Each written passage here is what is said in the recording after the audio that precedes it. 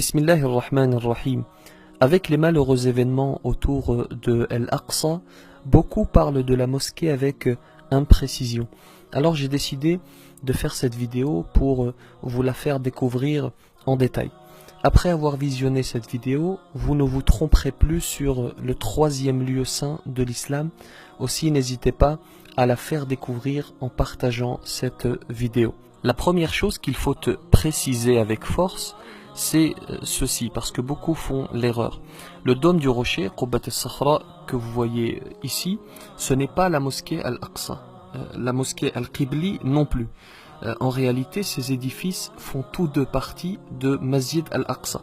Car la mosquée Al-Aqsa, c'est tout ce qui est entouré de cette muraille.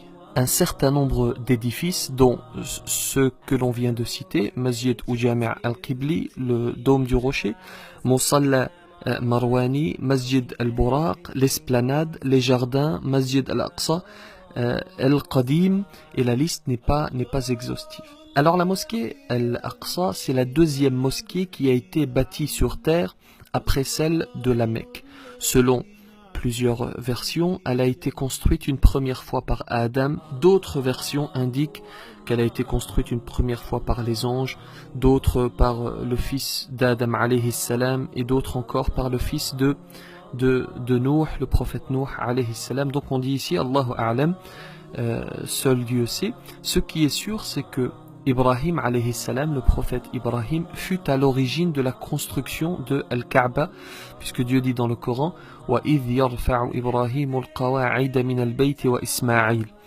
Et d'après une tradition prophétique authentique, 40 ans après ceci, 40 ans après le fait qu'Ibrahim alayhi salam a mis en place Al-Kaaba, les descendants d'Ibrahim, et parmi eux le prophète Yaqub alayhi salam, le père de Youssouf, que la paix soit sur lui, ont construit la mosquée Al-Aqsa. Ensuite, elle a été reconstruite et rénovée au fil des siècles.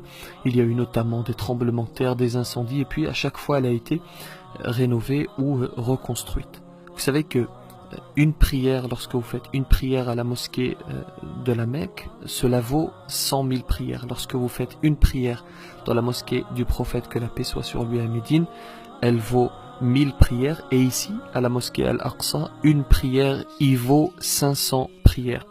Ce fut la première qibla des musulmans. Lorsque la prière a été révélée, ils priaient en direction de Jérusalem, ceci pendant 16 mois, jusqu'à ce que Dieu décide de changer Al-Qibla, lorsqu'il dit dans le Coran قَدْ نَرَى تَقَلُّبَ وَجْهِكَ فِي السَّمَاءِ فَلَنُوَلِّيَنَّكَ قِبْلَةً تَرْضَاهَا فَوَلِّ وَجْهَكَ شَطْرَ الْمَسْجِدِ الْحَرَامِ. 16 mois après, eh bien, les musulmans ont changé de qibla, de direction, et ils prient depuis vers la Mecque. C'est dans cette mosquée que le prophète Mohammed, que la paix soit sur lui, a présidé la prière avec derrière lui les 124 000 prophètes. Puis il a fait l'ascension. Dieu dit dans le Coran Subhana alladhi asra bi'abdihi laylan min al-masjid al-haram ila al-masjid al-aqsa alladhi barakna hawlahu linuriyahu min ayatina. La ville de Jérusalem est construite sur 4 collines. Sur l'une d'elles se trouve la mosquée Al-Aqsa. Elle est située précisément au sud-est de l'ancienne ville de Jérusalem. Elle est établie sur une surface de 144 000 mètres carrés et elle peut accueillir jusqu'à 500 000 fidèles. Elle fut la plus grande mosquée jusqu'aux années 60, avec l'extension des mosquées de Médine et de la Mecque. Ces deux mosquées ont donc surpassé la mosquée Al-Aqsa en termes de superficie et d'accueil des fidèles. On y accède par 15 portes, certaines sont ouvertes et d'autres sont fermées. Il y a 4 minarets dans cette mosquée et 15 dômes. Alors voyons la mosquée avec un peu plus de détails. Ici, vous voyez le dôme du rocher dont on a parlé tout à l'heure. Pourquoi est-ce qu'on l'appelle ainsi ? En réalité, c'est d'ici que le prophète, que la paix soit sur lui, a fait l'ascension. Et il y a au sein de la mosquée le rocher duquel il est monté vers le divin. C'est pour cela que l'on appelle cette mosquée le dôme du rocher. Ce que vous voyez au-dessus, c'est de l'or. Il y a 200 kilos d'or qui ont été apposés par le roi de Jordanie, l'ancien roi de Jordanie, le roi Hussein. Elle a été construite par le calife Malik ibn Marwan de 66 à 72 de l'Hégire. Alors, Al-Masjid Al-Qibli ou Jami' Al-Qibli, avec un dôme en plomb, elle peut accueillir jusqu'à 5500 fidèles. Elle est située dans le sud de la mosquée, dans la direction de la Qibla. C'est pour cela que l'on appelle cette mosquée Jami' Al-Qibli. C'est ici que se tient l'imam pour faire la prière de Jumu'ah, le prêche du vendredi, et pour faire les prières. Et c'est Omar ibn al-Khattab, le calife Omar ibn al-Khattab, qui est à l'origine de cette mosquée. Ensuite, il y a Masjid al-Aqsa al-Qadim, une mosquée souterraine qui fait à peu près 1500 mètres carrés. Elle peut accueillir à peu près 1000 fidèles. Elle est située en dessous de la mosquée Al-Qibli. Elle était fermée jusqu'à 1998. On l'a réouverte en 1998.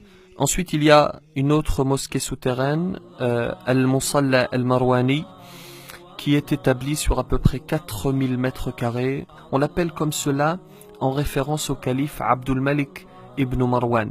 Et pour info, lorsque cette mosquée était sous le contrôle des croisés, on en avait fait une écurie pour les chevaux, puis par la suite ça a été modifié et aujourd'hui les fidèles peuvent y prier.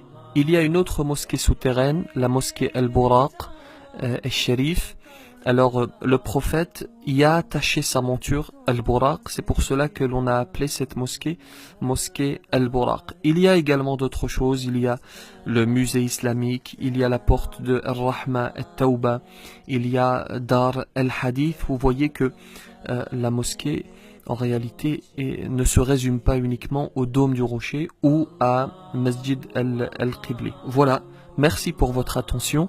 N'hésitez pas à partager cette vidéo pour que le maximum de francophones puissent connaître avec précision le troisième lieu saint de l'islam.